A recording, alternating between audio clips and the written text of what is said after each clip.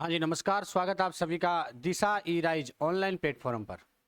साथियों, current GK यानी आज 28 अगस्त 2023 और आज की हम करंट जीके की चर्चा करने जा रहे हैं 28 अगस्त 2023 के लिए। आज का दिन विशेष रूप से करंट जीके के मायने में बहुत आगे निकलेगा।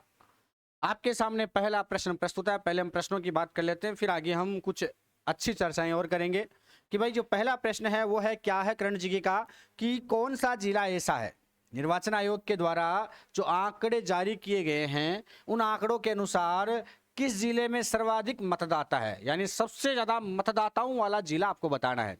चार ऑप्शन आपके सामने। सबसे ज्यादा मतदाता कौन से में? जयपुर, जोधपुर, बीकानेर या अलवर। इन चारों में से एक उत्तर होगा। कुल मिलाकर के आप सभी अच्छे से इसको याद कर लीजिएगा, समझ लीजिएगा। क्यों? क्योंकि निर्वाचन आयोग की जब बात आती है तो हर साल हर एग्जाम में एक ना एक प्रश्न आपको निर्वाचन आयोग का मिलता है, और वो तो भाई साहब करंट जीके का है और निर्वाचन आयोग ने आंकड़े जारी कर दिए हैं। तो सही आंसर क्या रहेगा इसका? जयपुर। ध्यान देना, निर्वाचन आयोग द्वारा जो आंकड़े जारी किए गए हैं उनके अनुसार किस जिले में सर्वाधिक मतदाता है, तो सर्वाधिक मतदाताओं वाले जिले में से सभी आपको ध्यान में रखने होंगे। सभी जो जिले हैं वो सभी आपको ध्यान में रखने होंगे। जयपुर में सबसे ज्यादा मतदाता है, सबसे ज्यादा मतदाता यानी 49,56,342 मतदाता है। कितने हैं भाई? 49,56,342 मतदाता है, ये ध्यान रखना आप। सर्वाधिक मतदाताओं वाला जिला कौन सा है? जयपुर। वहीं सबसे कम की बात पूछे, सबसे कम मतदाताओं वाला जिला कौन सा है? ये तो है सर्वाधिक मतदाताओं वाला जिला। और वहीं न्यूनतम मतदाता, वही कौन से मतदाता? न्यूनतम मतदाताओं की जब बात होती है तो जिला आता है जैसलमेर। जैसलमेर जिले में सबसे कम मतदाता है। वहीं सबसे ज्यादा मतदाता किस जिले में है? जयपुर। यहां तक तो ठीक है, लेकिन एक प्रश्न और जो पिछले सालों में उस तरह का प्रश्न पूछा गया है, इस बार भी पूछा जा सकता है कि भाई हाल ही में जारी की गई आंकड़ों के अनुसार जो निर्वाचन आयोग ने सबसे कम मतदाता बढ़ने वाला जिला कौन सा है? तो प्रतापगढ़ जिला ऐसा है जिसमें वोटर्स सबसे कम बढ़े हैं। बढ़े तो हैं लेकिन सबसे कम बढ़े, ये तो सबसे कम है ही। यहाँ पर बढ़े तो अच्छी संख्या में है, जैसलमेर में बढ़ोतरी तो हुई है, लेकिन भाई साहब जनसंख्या ही कम है यहाँ की, तो इलाज ही क्या करें। लेकिन प्रतापगढ़ ऐसा जिला है जहां पर वोटर्स की संख्या सबसे कम बढ़ी है, सबसे कम बढ़ोतरी हुई है वोटर्स की संख्या में। एक बार फिर से बता रहा हूं मैं, सर्वाधिक मतदाताओं वाला जिला तो कौन सा है? जयपुर। 49,56,342 मतदाता यहां पर रहते हैं। सबसे कम मतदाताओं वाला जिला जैसलमेर है, लेकिन बढ़ोतरी जिसमें सबसे कम हुई है वो है प्रतापगढ़। वो कौन सा है? प्रतापगढ़। अगर आपको टॉप 4 यानी टॉप 4 जिले आपसे पूछे, क्या पूछे? टॉप 4 जिले आपसे पूछे कि सर्वाधिक मतदाताओं वाला 4 जिले बताओ साहब, तो ध्यान रखना सबसे ज्यादा मतदाता है जयपुर में। फिर आता है जोधपुर का नाम, फिर कौन सा आता है दूसरे नंबर पर? जोधपुर का नाम आता है। तीसरा नंबर आता है नागौर का, बीकानेर नहीं है बल्कि कौन सा है? तीसरे नंबर पर कौन सा है? नागौर आता है, जिसमें सबसे ज्यादा मतदाता रहते हैं। और चौथा नंबर आता है सीकर। चौथा नंबर किसका आता है? सीकर का। ध्यान रखना, फिर से रिपीट कर रहा हूं मैं, जयपुर, जोधपुर, नागौर और सीकर 4 जिले ऐसे जिले हैं जिनमें सबसे ज्यादा मतदाता रहते हैं। सर्वाधिक वोटर्स हैं जयपुर में, 2 नंबर पर जोधपुर, 3 नंबर पर नागौर, 4 नंबर पर सीकर। लेकिन सबसे कम मतदाता जहां है वो जैसलमेर। सबसे कम मतदाताओं वाला जिला कौन सा है? जैसलमेर है। और उसके बाद में प्रतापगढ़ का दूसरा स्थान आता है। लेकिन सबसे कम वोटर्स की बढ़ोतरी में मतदाताओं की संख्या कम बढ़ी है, तब नंबर 1 पर आ जाता है प्रतापगढ़। मामला क्लियर होगा सभी के? स्क्रीनशॉट लीजिएगा फटाफट से, लियो स्क्रीनशॉट। ओके, बढ़ जाएं आगे अगले प्रश्न की ओर, हम बढ़ जाएं भाई। तो देखो, दूसरा प्रश्न अपने आप पास में है कि राजस्थान जीव जंतु कल्याण बोर्ड का नाम किसके नाम पर रखा जाना प्रस्तावित है? जीव जंतु कल्याण बोर्ड का नाम पूछा है कि जीव जंतु कल्याण बोर्ड का नाम किसके नाम पर रखा जाना है? भाई जीव जंतुओं की रक्षा के लिए, पेड़ों की रक्षा के लिए, वृक्षों की रक्षा के लिए जिसका नाम आता है वो अमृता देवी है। वो कौन सी देवी है? अमृता देवी। बाकी आपको पता है कि कोई वाटरमैन है, कोई टाइगर मैन है, भाई कोई रास्तापाल कांड से जुड़ी हुई है। तो ये आप जान गए होंगे, मेरे नाम बोलते ही आप फटाफट समझ गए होंगे। अमृता देवी विश्नोई का आपने नाम सुना होगा। अमृता देवी विश्नोई, जिसने खेजड़ली आंदोलन के दौरान महाराजा अभय सिंह जोधपुर में जब उनको आदेश दिया गया था कि खेजड़ियां कटवाई जाए, उनको भाई साहब अपने बिल्डिंग के निर्माण के लिए आवश्यकता थी फर्नीचर की, तो भाई साहब अमृता देवी के गांव में पहुंचे और जब यहाँ खेजड़ी काटना शुरू हुआ तो इन्होंने क्या किया, खेजड़ियों के वृक्ष के आगे खड़े हो गई साहब, खेजड़ी के वृक्षों को बचाने में लग गई और खेजड़ली की शुरुआत कर दी। तो ये जो खेजड़ली गांव है ये अमृता देवी के नाम से जाना जाता है और इसी के नाम से राजस्थान जीव जंतु कल्याण बोर्ड का नाम रखा जा रहा है। तो अगर आपसे पूछे राजस्थान जीव जंतु कल्याण बोर्ड का नाम किसके नाम पर रखा जा रहा है, अमृता देवी के नाम पर। किसके नाम पर, अमृता देवी के नाम पर राजस्थान जीव जंतु कल्याण बोर्ड का नाम रखा जा रहा है। मामला क्लियर होगा भाई, क्लियर है ना, ठीक है। नेक्स्ट अगले प्रश्न की ओर चलते हैं। बहुत ही जबरदस्त प्रश्न आ रहा है। अभी हाल ही में भाई साहब मैंने कल के 27 अगस्त और 26 अगस्त वाले जो एक प्रश्न है करंट जीके के, वहां पर भी मैंने आपसे बात की थी कि भाई आरपीएल की बात की थी। आईपीएल की जगह आईपीएल की जैसे ही राजस्थान में आरपीएल का शुभारंभ होने जा रहा है, जिसमें कितनी टीमें हिस्सा ले रही है। मैंने कल के करंट जीके के वीडियोस में आपको बताया था कि 6 टीमें हिस्सा ले रही है। अब फटाफट से आप मुझे कमेंट बॉक्स में बताइए, क्योंकि मैंने आपको कल बताया था कि 6 टीमें कौन कौन सी है। वो 6 टीमें आप मुझे कमेंट बॉक्स में बताइएगा कि कौन कौन सी 6 टीमें आईपीएल के जैसे ही आरपीएल में हिस्सा ले रही है। वो 6 टीमें हैं कौन कौन सी, फटाफट से आप आंसर दिए कमेंट बॉक्स में। और यहां देखिएगा कि आरपीएल यानी राजस्थान प्रीमियर लीग का जो शुभारंभ है वो किस स्टेडियम से किया जाएगा, किस स्टेडियम से किया जाएगा। वो है बरकतुल्ला खान स्टेडियम। कौन सा स्टेडियम, बरकतुल्ला खान स्टेडियम। मैंने कल आपको आरपीएल के बारे में बताया था, कौन कौन सी टीमें हिस्सा लेंगी, कहां पर ये मैच खेले जाएंगे, ये सब मैंने बताया था। स्टेडियम का नाम मैंने कल नहीं बताया था क्योंकि आज के लिए संरक्षित रखा था इसको। तो अब आप बताइएगा कि बरकतुल्ला खान स्टेडियम कहां पर है, क्यों आरपीएल का शुभारंभ किस स्टेडियम से किया जाएगा, बरकतुल्ला खान स्टेडियम से किया जाएगा। और जो प्रश्न मैं कर रहा हूं उनकी फिर से चर्चा करूंगा मैं कल, आप लोग कमेंट बॉक्स में उत्तर देते रहिएगा। नेक्स्ट अगला जो है प्रश्न है, राजस्थान एग्रो इंडस्ट्री के चेयरमैन कौन है। गजब का प्रश्न है और सबसे ताजा करंट है, एग्जाम में प्रश्न आ सकता है इस तरह का कि राजस्थान एग्रो इंडस्ट्री के चेयरमैन कौन है भाई। तो ध्यान रखना, अभी हाल ही में आपको पता है अशोक जी गहलोत जिनका हालचाल पूछने गए हैं, ब्रेन हेमरेज हो गया है जिनको, वो है रामेश्वर डूडी। रामेश्वर डूडी भाई ये है राजस्थान एग्रो इंडस्ट्री के चेयरमैन। राजस्थान एग्रो इंडस्ट्री के चेयरमैन कौन है, रामेश्वर डूडी हैं। ये अभी हाल ही में बहुत ब्रेन हेमरेज से पीड़ित है, ब्रेन हेमरेज से पीड़ित है भाई। ये हॉस्पिटल में ये भर्ती है वर्तमान में, हालत बहुत नाजुक है इनकी। भगवान से हम प्रार्थना करते हैं जल्द ही इनको स्वास्थ्य लाभ प्राप्त होवे, ये जल्द से जल्द स्वस्थ होकर हमारे बीच फिर लौटे और फिर एग्रो इंडस्ट्री के चेयरमैन के रूप में अपना कार्य कंटिन्यू करते रहें। चलिए नेक्स्ट अगले प्रश्न की ओर हम अपना कदम रखते हैं, क्योंकि चंद्रयान 3 भी चंद्रयान पर कदम रख चुका है। तो हम यहां पर भी बात करते हैं अपनी गजब भारतीय मेंस की। जबरदस्त प्रश्न है मित्रों, आप लोगों को इस प्रश्न के बारे में विशेष रूप से ध्यान होना चाहिए, विशेष रूप से इस प्रश्न में आपको ध्यान होना चाहिए। हालांकि भारतीय मेंस 4x400, भारतीय मेंस जो है 4x400 मीटर रिले टीम ने बुडापेस्ट, जो बुडापेस्ट है, बुडापेस्ट में विशेष ध्यान देना इस पर आप कि बुडापेस्ट में जारी वर्ल्ड एथलेटिक्स चैंपियनशिप में इवेंट की हीट में कितने सेकंड का समय लेकर एशिया का रिकॉर्ड तोड़ा। कितने सेकंड का समय लेकर एशिया का रिकॉर्ड तोड़ा था, यह ध्यान रखना। 2 मिनट और 59.05 सेकंड। आंसर तो ये रहेगा, लेकिन यहां पर कुछ एडिशनल तथ्य रहेंगे, कुछ एडिशनल जानकारियां रहेंगी मित्रों, विशेष रूप से आपको उनके बारे में भी ध्यान होना चाहिए। एडिशनल तथ्यों की हम बात करते हैं, लेकिन उससे पहले कुछ चीजें जो है आपको ध्यान में रखनी चाहिए। एक बार इसको आप रिपीट कर लीजिएगा कि भारतीय मेंस जो रिले दौड़ है उसमें बुडापेस्ट में जो वर्ल्ड एथलेटिक्स चैंपियनशिप का आयोजन किया गया था, इसमें कौन सी टीम थी, है ना, या कौन सा बंदा था जिसने भाई साहब कुछ ही सेकंडों का समय लेकर एशियन रिकॉर्ड तोड़ दिया, एशिया का रिकॉर्ड ही तोड़ दिया था। कुछ ही सेकंड का समय लेकर जिसने एशिया का रिकॉर्ड तोड़ दिया, भाई साहब वो बंदा कौन है? सबसे खास बात यहां पर प्रश्न पूछा जाता है। तो मैं आपको बता दूं कि भारतीय जो मेंस 4x400 मीटर की जो बात है, इसका फाइनल मैच था। फाइनल में हमने क्वालिफाई कर लिया है, फाइनल के लिए क्वालिफाई किया अभी तक हमने इसमें। और सबसे खास बात है कि फाइनल अभी 27 अगस्त को रात को खेला गया।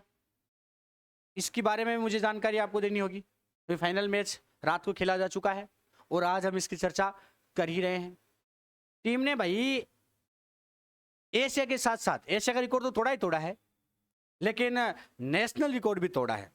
ये एशिया का रिकॉर्ड तो तोड़ा ही तोड़ा है, लेकिन आपको ध्यान में रखने की बात यह है कि इन्होंने नेशनल रिकॉर्ड भी तोड़ा है। कौन सा रिकॉर्ड तोड़ा है भाई? नेशनल रिकॉर्ड भी तोड़ दिया है। अब इसमें कई तरह के प्रश्न बनते हैं भाई साहब।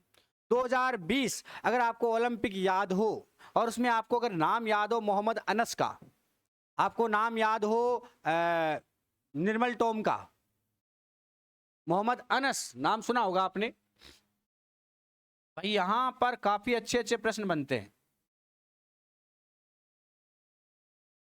अगर आपने मोहम्मद अनस, निर्मल टॉम का नाम सुना हो, राजीव का नाम सुना हो आपने, जैकब का नाम सुना हो आपने, इन्होंने नेशनल रिकॉर्ड बनाया था 3 मिनट का, 3 मिनट 25 सेकंड का। कौन कौन ने? मोहम्मद अनस ने, निर्मल ने, अरेकिया ने और राजीव, अरेकिया, राजीव और जैकब, राजीव जैकब, इन्होंने क्या किया था भाई? रिकॉर्ड बनाया था नेशनल 3 मिनट और 25 सेकंड का।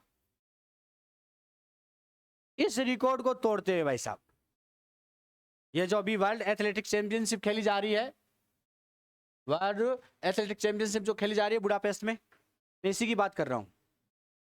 यहां पर अगर हम बात करें, ये बुडापेस्ट किसकी राजधानी है? वैसे तो कौन से देश में है बुडापेस्ट? किसकी राजधानी है? हंगरी की। बुडापेस्ट राजधानी किसकी है भाई? हंगरी की राजधानी है।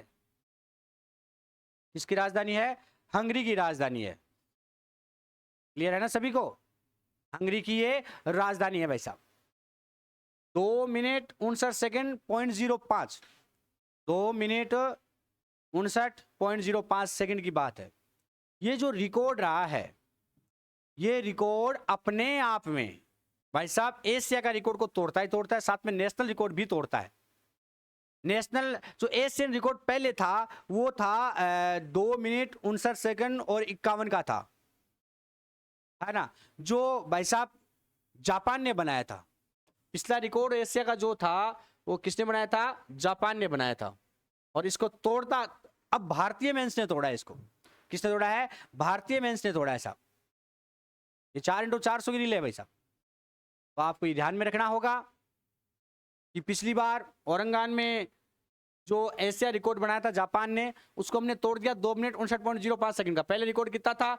2:59.51 सेकंड का था, 59.51 सेकंड का था, जो तोड़ करके हमने 59.05 तक पहुंचा दिया साहब।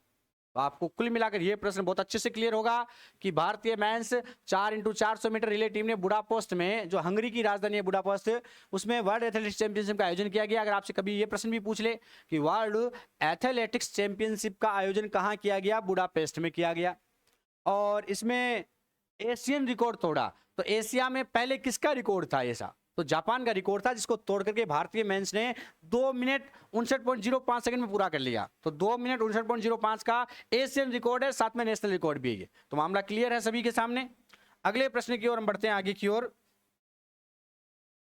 अगला जो प्रश्न है वो है अपना, ये देखो, प्रधानमंत्री ने, नरेंद्र मोदी जी की बात चल रही है कि हाल ही में प्रधानमंत्री नरेंद्र मोदी ने किस दिन को राष्ट्रीय अंतरिक्ष दिवस के रूप में मनाने की घोषणा की? ऐसा कौन सा दिन था जो राष्ट्रीय नेशनल स्पेस डे के रूप में घोषित किया था? सभी को पता है 23 अगस्त को, क्योंकि 23 अगस्त को हमारा चंद्रयान 3, कौन सा 3? चंद्रयान 3 भाई साहब, इसकी सफलता के यशोगान लिखे गए हैं। इसलिए 23 अगस्त आप ध्यान रखना, सही आंसर क्या रहेगा? 23 अगस्त को। बाकी पिछली क्लासों में मैंने आपको चंद्रयान 3 के बारे में बहुत कुछ जानकारी दे दी है। तो प्रधानमंत्री नरेंद्र मोदी ने 23 अगस्त को नेशनल स्पेस डे मनाने की घोषणा की है, राष्ट्रीय अंतरिक्ष दिवस मनाने की घोषणा की है। क्लियर है? अगले प्रश्न की ओर हम बढ़े कि किस देश की महिला टीम ने फीफा फुटबॉल वर्ल्ड कप में अपना पहला खिताब जीता है? किस देश की महिला टीम ने, कौन से देश की महिला टीम है भाई साहब जिसने फीफा फुटबॉल वर्ल्ड कप में, फीफा फुटबॉल वर्ल्ड कप में अपना पहला खिताब जीता है? तो वो भाई ये अपने देश से बाहर का मामला है, इसलिए मैं इतना बता दूं, आंसर बता देता हूं आपको, स्पेन। ज्यादा जानकारी का कोई मतलब नहीं है अपने को, इतना ध्यान रखना है। किस देश की महिला टीम ने फीफा फुटबॉल वर्ल्ड कप में अपना पहला खिताब जीता है? अपना पहला खिताब जीता है फीफा फुटबॉल वर्ल्ड कप में, वो है स्पेन। कौन है? स्पेन। पहला खिताब है, इसलिए एग्जाम में पूछे जाने की संभावना रह सकती है। तो किस देश की महिला टीम ने अपना पहला फीफा फुटबॉल वर्ल्ड कप जीता है? तो वो कौन है? स्पेन। कौन है? स्पेन है भाई। कौन है? स्पेन। अगले प्रश्न की ओर बढ़े। ये देखो गजब का प्रश्न है, ये बहुत चर्चा में रहने वाला प्रश्न है। इसके बारे में निश्चित रूप से एग्जाम में ज्यादा से ज्यादा प्रश्न, या यूं कहें कि कई तरह के घुमा फिरा करके प्रश्न आने की संभावना रहती है। कई तरह के प्रश्न आ जाते हैं, घुमा फिरा करके प्रश्न आ जाते हैं, तो थोड़ा सा आप ध्यान रखना इसका भाई।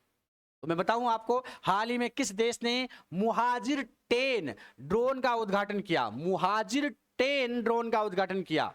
मुहाजिर 10 ड्रोन का उद्घाटन किया, कौन सा देश है? तो ध्यान रखना, ऑप्शन आपके सामने, इराक, ईरान, चीन, संयुक्त अरब अमीरात, यूएई। 4 ऑप्शन है।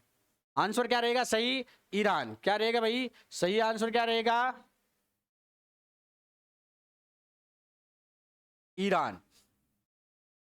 अब देखो थोड़ा इसकी जानकारी मैं आपको बता दूं कि मुहाजिर 10 ड्रोन का उद्घाटन किया है, कौन सा देश है ऐसा? ईरान है। क्या है ऐसा ड्रोन में भाई? ड्रोन में ऐसा है क्या? तो ध्यान रखना, ये जो ड्रोन है 24 घंटे तक लगातार उड़ सकता है। जो मुहाजिर 10 ड्रोन है, ये 24 घंटे तक लगातार उड़ान भरने और ईरान से इजराइल तक वार करने में सक्षम है भाई साहब। 24 घंटे लगातार उड़ान भरने में ये सक्षम है। और सबसे बड़ी बात है कि ये जो मुहाजिर 10 ड्रोन है, ये इजराइल तक वार कर सकता है। ईरान से, कहां से? ईरान से ये इजराइल तक वार करने में सक्षम है। इसकी रेंज जो आती है ना, वो 2000 किलोमीटर की है। रेंज अगर आपसे कभी पूछ ले, 2000 किलोमीटर की रेंज है इसकी। कितनी रेंज है भाई? 2000 किलोमीटर की रेंज है। 210 किलोमीटर प्रति घंटे की स्पीड से चलता है ना? 210 किलोमीटर प्रति घंटे की स्पीड है इसकी। अगर स्पीड का प्रश्न पूछे तो 210 किलोमीटर प्रति घंटे है और 2000 किलोमीटर तक की रेंज तक ये वार कर सकता है, यानी ईरान से इजराइल तक सीधा वार कर सकता है। 24 घंटे लगातार ये उड़ान भर सकता है।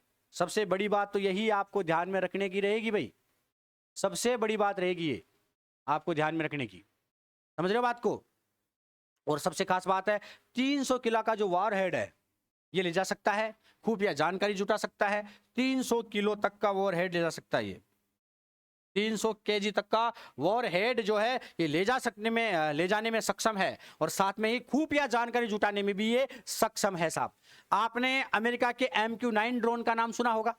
अमेरिका का कौन सा ड्रोन है? MQ-9 drone. आपने नाम सुना होगा अमेरिका का MQ-9 ड्रोन। ये उसी की तरह है। MQ जो अमेरिका का ड्रोन है, MQ-9 ड्रोन कहां का ड्रोन है भाई? अमेरिका का ड्रोन है MQ-9 ड्रोन। ये MQ-9 ड्रोन की तरह है। अगर हम बात करें, 2000 किलोमीटर इसकी रेंज है, 7000 मीटर तक ये ऊंचाई उड़ान भर सकता है। 7000 मीटर तक ये क्या कर सकता है? उड़ान भर सकता है। 24 घंटे लगातार उड़ सकता है। ईरान से इजराइल तक वार करने में सक्षम है। 210 किलोमीटर प्रति घंटे की इसकी रफ्तार है। 300 केजी तक वॉर हेड ले जाने में सक्षम है। और MQ-9 ड्रोन की तरह है, ये उसकी तरह है, अमेरिका के MQ-9 ड्रोन की तरह इसको डिजाइन किया गया है। तो कुल मिलाकर के भैया क्लियर है? क्या नाम है इसका? मुहाजिर 10 ड्रोन। कौन सा ड्रोन है? मुहाजिर 10 ड्रोन। मुहाजिर 10 ड्रोन इसका नाम है। तो क्लियर है, ईरान ने इसका उद्घाटन किया है भाई। तो अगले प्रश्न की ओर हम बढ़े, आगे की ओर। अगला प्रश्न है, हाल ही में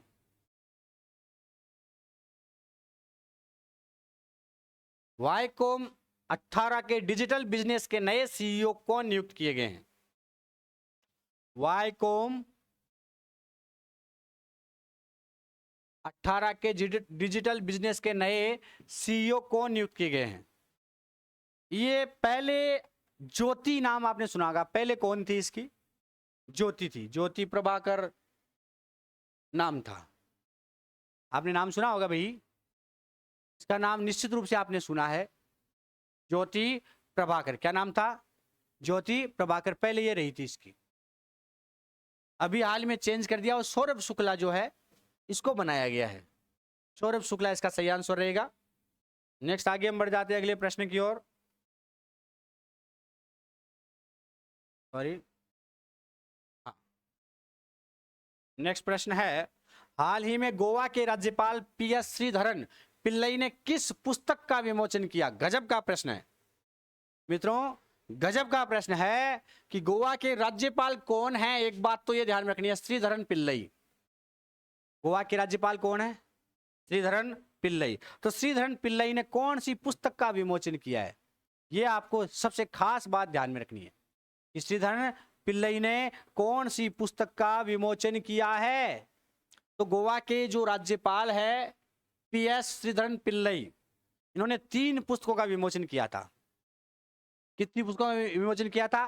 3 पुस्तकों का। एक तो है heritage trees of Goa, heritage trees of Goa. दूसरी है व्हेन पैरेलल लाइन्स मीट, और तीसरी है एंते प्रिय कविता काल, एंते प्रिय कविता काल यानी माय डियर पोएम्स, है ना। इसको इंग्लिश में लिख सकता हूं मैं, माय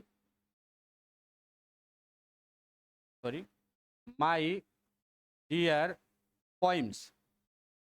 ठीक है, तो अगर आपसे पूछे कि गोवा के राज्यपाल पीएस श्रीधरन पिल्लई ने कितनी कौन सी पुस्तक का विमोचन किया, तो heritage trees of Goa, heritage trees of Goa, when parallel lines meet, एंते प्रिय कविता काल, यानी उपरोक्त सभी ये तीनों पुस्तकों का विमोचन किया था पीएस श्रीधरन ने, पीएस श्रीधरन ने। बात आती है इनके बारे में, कई तरह के प्रश्न आपसे पूछे जाते हैं, कई तरह के प्रश्न आपसे बन सकते हैं। कैसे बन सकते हैं? जैसे जो हेरिटेज ट्रीज ऑफ गोवा है, हेरिटेज ट्रीज ऑफ गोवा है, इसका पुस्तक का अनावरण किया था सीवी आनंद बोस ने। सीवी आनंद बोस पश्चिम बंगाल के राज्यपाल हैं, सीवी आनंद बोस। अनावरण किसने किया? ये तो है विमोचन, और अनावरण किसने किया? सीवी आनंद घोष। ये पश्चिम बंगाल के राज्यपाल है भाई, पश्चिम बंगाल के राज्यपाल हैं। और खास बात आती है कि 2 पुस्तकें और रह गई अपनी, एक तो व्हेन पैरेलल लाइन्स मीट और एक एंते प्रिय कविता काल, एंते प्रिय कविता काल। इन दोनों का जो यूं कहें कि साहब विमोचन है वो गोवा के अपने पर्यटन मंत्री हैं रोहन खोंटे, और एक है दामोदर मीजो जो ज्ञानपीठ विजेता रहे हैं, उन्होंने इनका अनावरण किया था। लेकिन आपसे पूछे विमोचन किसने किया था, श्रीधरन पिल्लई ने किस पुस्तक का विमोचन किया, तो ये तीनों पुस्तकें आती है heritage trees of Goa, when parallel lines meet और एंते प्रिय कविता काल। क्लियर है, ध्यान में रह जाएगा। नेक्स्ट अगले प्रश्न की ओर हम बढ़े, तो प्रधानमंत्री मोदी को किस देश के grand of the order of honour से सम्मानित किया गया? गजब का प्रश्न बनता है फिर से यहां पर। सही आंसर क्या रहता है? ग्रीस। देखो इस प्रश्न के बारे में भी हम कुछ चर्चाएं कर लेते हैं। आंसर बता दूं पहले मैं, ग्रीस। कि भाई अभी हाल ही में प्रधानमंत्री नरेंद्र मोदी, कौन से मोदी? प्रधानमंत्री नरेंद्र मोदी जो है, उन्हें हर कोई देश कुछ ना कुछ देने के लिए तत्पर हो रहा है भाई। हर कोई देश कुछ ना कुछ उनके लिए कर रहा है। अब वो क्या कर रहा है वो तो आप भी जानते हैं कि ग्रीस का सर्वोच्च सम्मान है grade cross of the order of honour. Greece का सर्वोच्च सम्मान क्या है? Grade cross of the order of honour. यहां ध्यान रखना थोड़ा सा, ये जो ग्रैंड क्रॉस है यहाँ ऑफ के स्थान पर क्या रखेंगे हम, इसके पहले क्या जाएगा? क्रॉस। एक क्रॉस जो है ये छूट गया है, cross. Grand cross of the order of honour, grand cross of the order of honour. ये जो सम्मान है पीएम मोदी को मिला, ये ग्रीस का सम्मान है। ग्रीस की राष्ट्रपति थी कैटरीना एन सकेलारोपुलू। ये जो नाम है थोड़ा बड़ा है, कैटरीना, आप इतना ध्यान रख लोगे तो भी काफी है। कैटरीना कैफ का नाम सुना होगा, कैटरीना। क्या नाम है? कैटेरिना सकेलारोपुले, सकेलारोपुले, याद रह जाएगा, सकेलारोपुले। ये जो है ग्रीस की राष्ट्रपति है। ग्रीस की राष्ट्रपति ने ये पुरस्कार प्रधानमंत्री नरेंद्र मोदी को दिया। Grand cross of the order of honour जो पुरस्कार है ये इन्होंने दिया, कैटरीना एल सकेलारोपुले ने दिया था प्रधानमंत्री नरेंद्र मोदी को। सर्वोच्च नागरिक सम्मान है ये, सर्वोच्च नागरिक सम्मान है, और पहले भारतीय है प्रधानमंत्री नरेंद्र मोदी जिन्होंने ये पुरस्कार पाया है। ग्रीस का सर्वोच्च सम्मान पाने वाले हर कोई देश प्रधानमंत्री 2023 में लगभग 6 देशों के सर्वोच्च सम्मान से नवाजे जा चुके हैं 2023 में। तो वो प्रश्न आएंगे आपके सामने, और वो 6 देशों के पुरस्कार कल की क्लास में हम फिर से चर्चा करेंगे। लेकिन आप इतना ध्यान रखना कि ग्रीस का सर्वोच्च सम्मान पाने वाले पहले भारतीय नागरिक कौन है? प्रधानमंत्री नरेंद्र मोदी हैं, जिन्हें grand cross of the order of honour पुरस्कार से सम्मानित किया गया है। ग्रीस की राजधानी आप जानते हैं एथेंस। ग्रीस की राजधानी कौन सी है भाई? एथेंस है। और इसके राष्ट्रपति कौन है? कैटरीना एल सकेलारोपुले। सकेलारोपुले इसके राष्ट्रपति है। यूरो जिसकी मुद्रा रही है वो है ग्रीस देश, और वहां पर प्रधानमंत्री नरेंद्र मोदी भाई सर्वोच्च सम्मान पा रहे हैं। कौन सम्मान पा रहे हैं? सर्वोच्च सम्मान पा रहे हैं। तो है ना गजब की बात, है ना? नेक्स्ट अगला प्रश्न है, और गजब का प्रश्न आपके सामने। इब्सा वर्ल्ड गेम 2023 के फाइनल में कौन से देश की महिला टीम ने ऑस्ट्रेलिया को हराकर गोल्ड मेडल जीता है? अब देखो, इब्सा वर्ल्ड गेम 2023 के फाइनल में कौन से देश की महिला टीम ने ऑस्ट्रेलिया को हराकर गोल्ड मेडल जीता है? कौन से देश की महिला टीम रही होगी भाई जिन्होंने ऑस्ट्रेलिया को हराते हुए गोल्ड मेडल जीत लिया? इसको हराकर, ऑस्ट्रेलिया को हरा करके। तो ये भारत की ही हो सकती है ऐसा, तो क्योंकि भाई साहब आप भारत वालों को कम कभी मत आंकना। ये जो इब्सा ये क्या है? पहली बात तो ये, फिर हम आंसर तो आपको पता चल ही गया कि भाई भारत की महिला टीम ने ऑस्ट्रेलिया को हरा करके ये वर्ल्ड गेम 2023 के फाइनल में जीत दर्ज की है। लेकिन इब्सा क्या है? प्रश्न ये भी बन सकता है कि इब्सा है क्या? तो ध्यान रखना, इंटरनेशनल ब्लाइंड स्पोर्ट्स फेडरेशन है, एसोसिएशन। समझ रहे हो बात को? इंटरनेशनल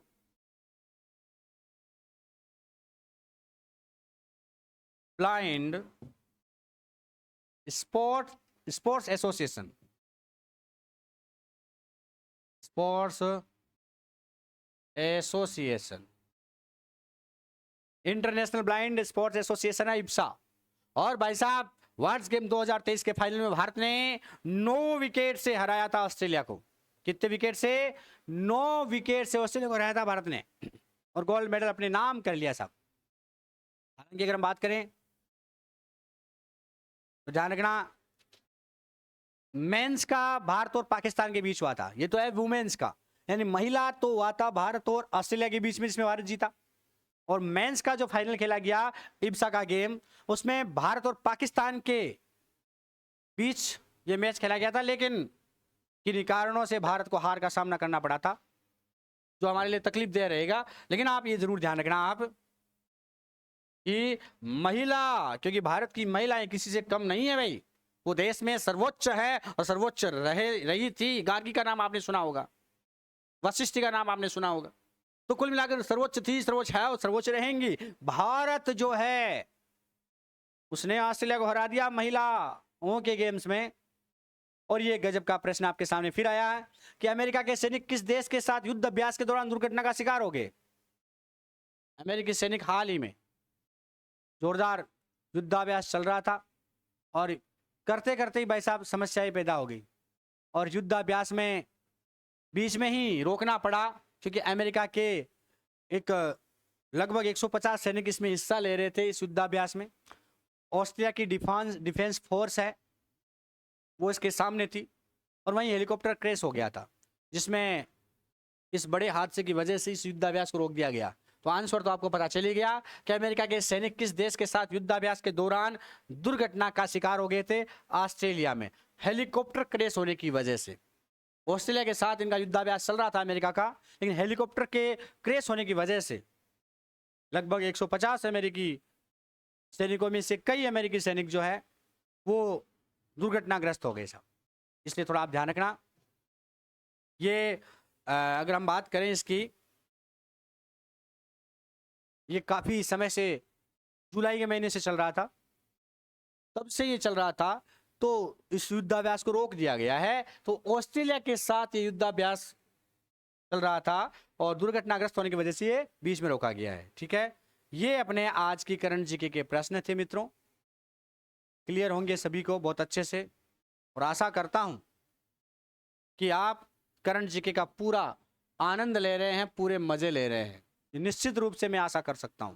बस आपसे यही रहेगा कि आप लोग ज़्यादा से ज़्यादा शेयर करें, लाइक करें, कमेंट करें, जिससे हम और अच्छे वीडियोज और अच्छी करंट जीके और इसी का लाइव सेशन हम जल्द से जल्द शुरू कर सके आपके साथ मिलकर। मित्रों, ज़्यादा से ज़्यादा आप इसको शेयर करें, लाइक करें, कमेंट करें और आज्ञा दें। जय हिंद, जय भारत। फिर मिलते हैं अगली क्लास में हम, तब तक के लिए आदेश दें।